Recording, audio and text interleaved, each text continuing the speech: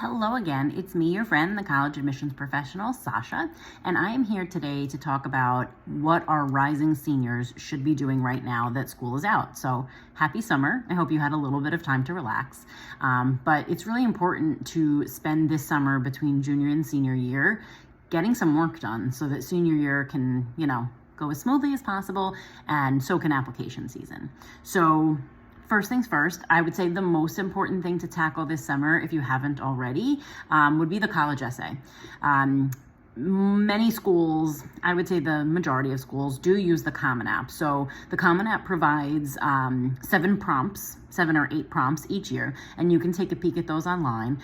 And there's always one that's open-ended. So when I think about the college essay, I think about the main essay. Many schools are going to have supplemental essays. We won't know about those necessarily until applications are out, but we know that we're going to have to submit this one main essay to every application. So if we can get started on it now, all the better.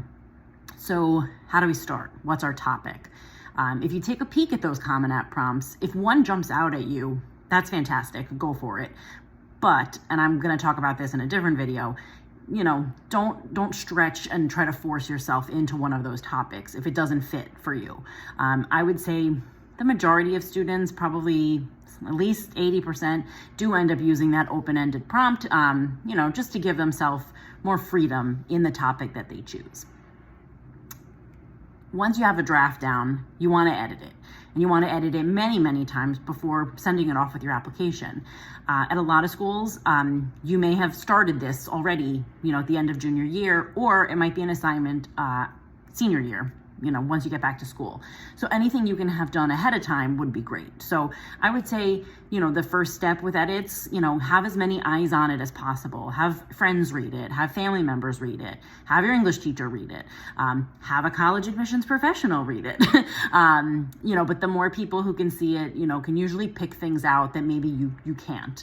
And I would say if you don't have that luxury, print it out, read it on paper, and read it out loud. Oftentimes you find errors, going from the screen to print, and then once it's on paper, reading it aloud. You can find errors a little bit easier. So edit as much as you can, and you really just want to go into August and September, with a finalized draft if you can. So we talk about the college applications. We need a list. So for my rising seniors, having a college list before applications come out is huge. It's not just about applying to schools that, you like the sports team there, or you want to live in that area. You want to really have a fully researched list of schools. And when we talk about that list, it's not just about, target schools or just about safeties or just about reach schools. I want you to have schools in each of those categories. So I usually recommend around 8 to 10 schools on a college list. I think that's a nice number, that gives us some room to have a few of each of those categories, to have a few safeties, to have a few targets, and to have a few reach schools. So what are the things you should be researching? Well, is this the kind of school that you're interested in going to? Is it in an urban area? Is it in a suburban area? Is it in a city? What is the climate there? And that's not just talking the weather. Does it feel like a town or a city that you'd want to live in for 4 years? And I think what goes along with that is, how many people live in that town? Even things like political leanings, those things all matter because they're things that, are going to matter to you. So you want to make sure the actual area the school is in is one that, you're going to enjoy living in. And then when we think about the school, is it a big school? Is it a small school? And those things are relative too. If you come from a high school with a class of 1,000 students, that's a large high school, but that's what you're used to. So maybe you don't want to go to a college that only has 2,000 students, period. And then, on the flip side, maybe you go to a very, very small high school and, you want that experience of a 35, 50,000 student school because you want to be able to get lost in the people. So I think these are all things to think about. Big schools often have bigger class sizes, but maybe that's only the case for the intro level classes, and you will have smaller class sizes, as you work your way up to be an upperclassman. But again, everyone's going to have different priorities with these things, but these are just some of the things that I think you should be looking at when you're looking at your list. And of course, what you really need to be looking at is who are they accepting? Do you line up with their enrolled student? If that's the case, it sounds like maybe this school would be a target for you. Are you a little bit lower than their qualifications, or do they accept less than 20% of applications? Then this one's probably going to be a reach. And then for our safeties, are your stats better than their enrolled students? Then that school likely is going to be a safety school for you.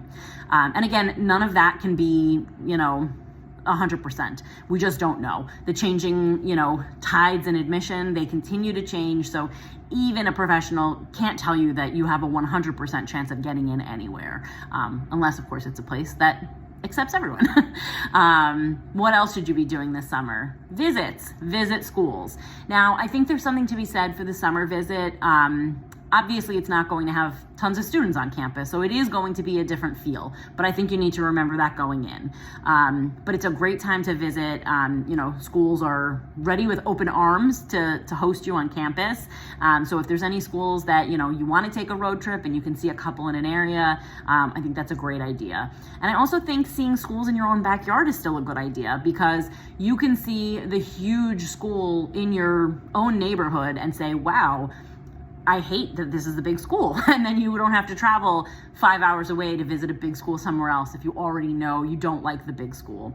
And you can insert any number of different characteristics for big school, whether it's a small school, an urban school, a city school.